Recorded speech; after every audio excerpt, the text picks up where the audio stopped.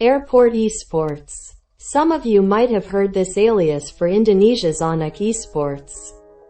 It's fair to say this team's recent international record is not ideal. You have the complete meltdown at M3, where Onic didn't manage to reach the upper bracket from groups despite beating the strongest adversary in their group, Onic PH. MSC 2022 came.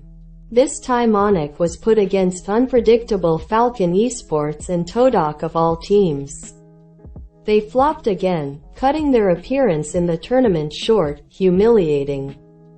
M4 is here and Onic will once again face one of the teams that got them this alias, Todak. Will Kairi lead Onic to redemption? You have Malvinas Gaming coming back from M3 and Vietnamese MDH Esports ready to fight for the second place. Lastly, as I mentioned earlier, there's Todak.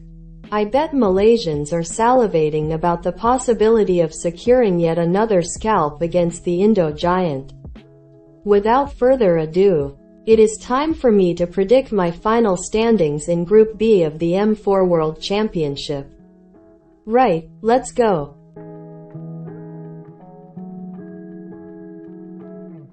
Fourth place, MDH Esports. This prediction might surprise some of you. Allow me to explain. Mekong region or Laos, Thailand and Vietnam are one of the underdog regions of C. There are times teams like I Do Not Sleep produced great results, and then there are times this region gets pummeled. I foresee the game series against Malvinas Gaming will be a coin flip. After a 16th-minute game, Peruvians will come out on top and secure a victory. You don't want to end fourth in Group B. It is probable your playoff opponent is going to be Cambodian Burn X Flash, a strong team who is on many people's radars due to their 3PH imports. However, this is still not that bad. There is a small chance that Burn X Flash might beat Falcon Esports in Group A.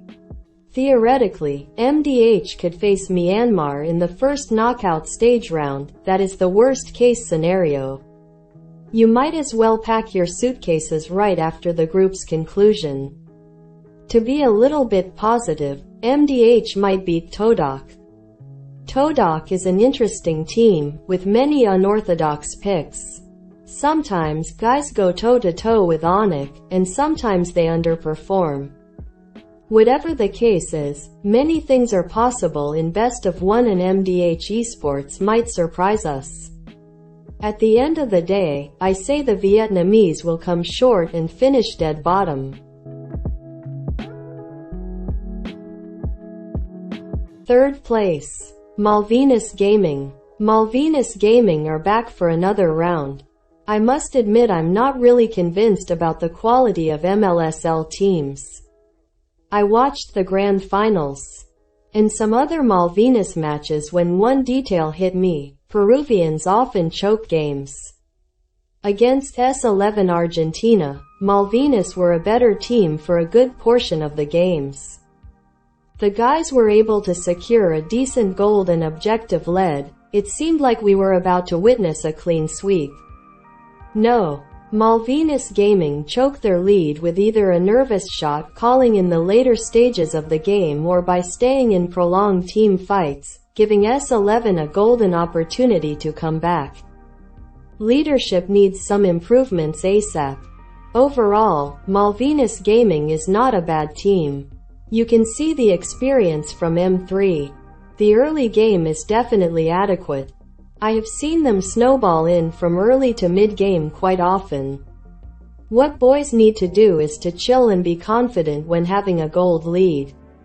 Games will go into the late game, and you are going to face the absolute best from all parts of Land of Dawn. Expecting to win in the first 10 minutes is quite naive. Thankfully, the team has a coach and an analyst. I do worry though. Coach Tsubasa doesn't really have a convincing CV, it is mediocre at best. Of course, Mobile Legends began to take root in South America just last year. You can't expect great coaches to pop out of blue. I guess this is one big test for the 31-year-old coach. We'll see if he can rise up to the challenge. I say Malvinas Gaming are likely going to get absolutely pummeled by Onic and Todak. They'll manage to squeeze a win against MDH Esports, and yes, Peruvians will finish third, getting an acceptable opponent from Group C for the knockout stage.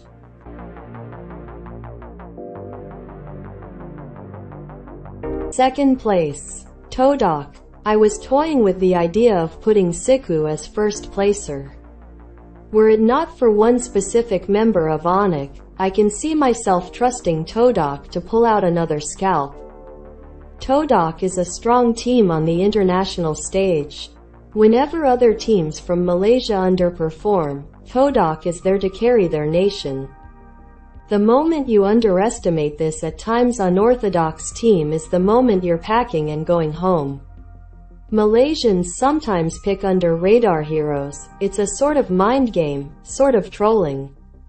When you see pro players pick heroes like Mia, you might overestimate yourself, letting your ego go unchecked and possibly performing less intelligently because you're undervaluing your opponent pick.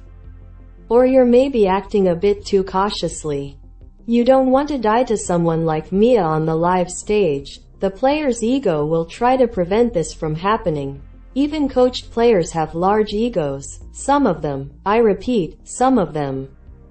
Not all. The bottom line, Todak is one of those teams that can seriously get to your head if you're not vigilant enough or if you overthink your adversary's lineup too much.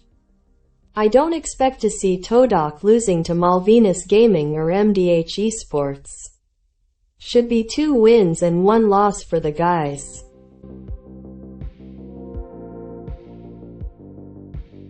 First place, Onic Esports. This one is sort of a hot take considering Onic's recent international group stages record. This time, it is going to be different. You have the home ground advantage.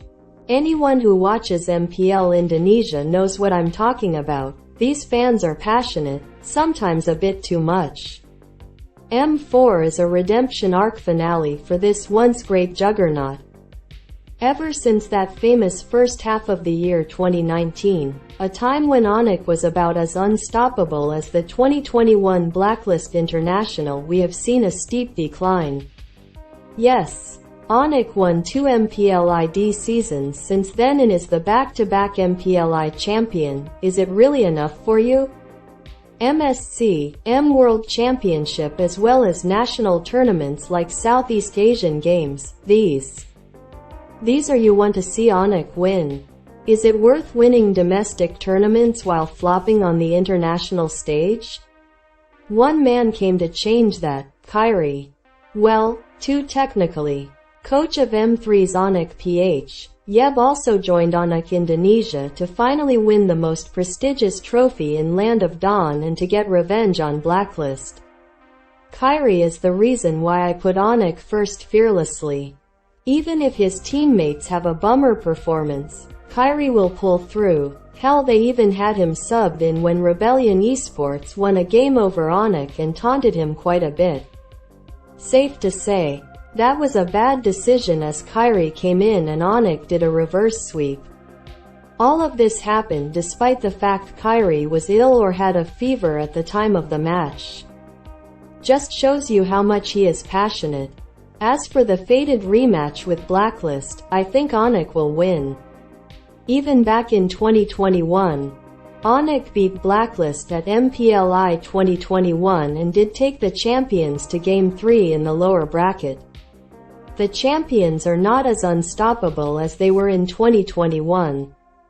They've been losing a lot. Blacklist failed yet again to win MPLI and more importantly, they were swept by the new EVO's Legends lineup at the IESF 2022.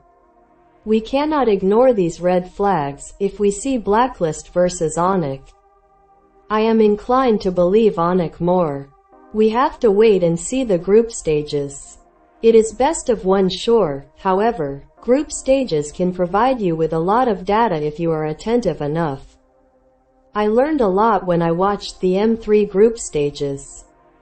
As a result, I predicted 81% of all playoff game series correctly, only by paying attention to how the teams played. 3 wins, 0 losses.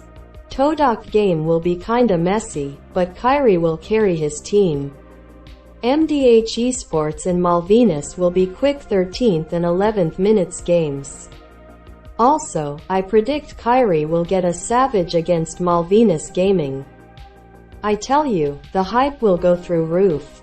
Top of the group, 100% win rate, just you wait.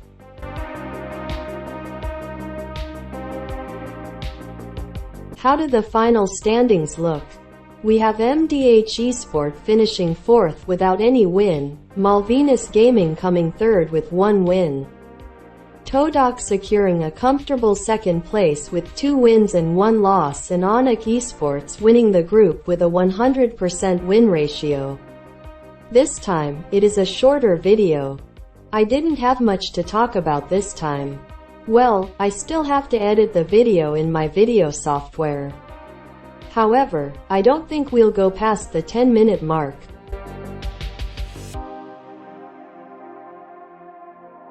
That's it for this video. Thank you if you watched the entire video in one go.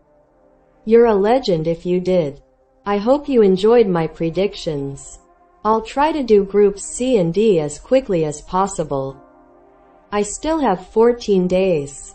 Until then, have a good day.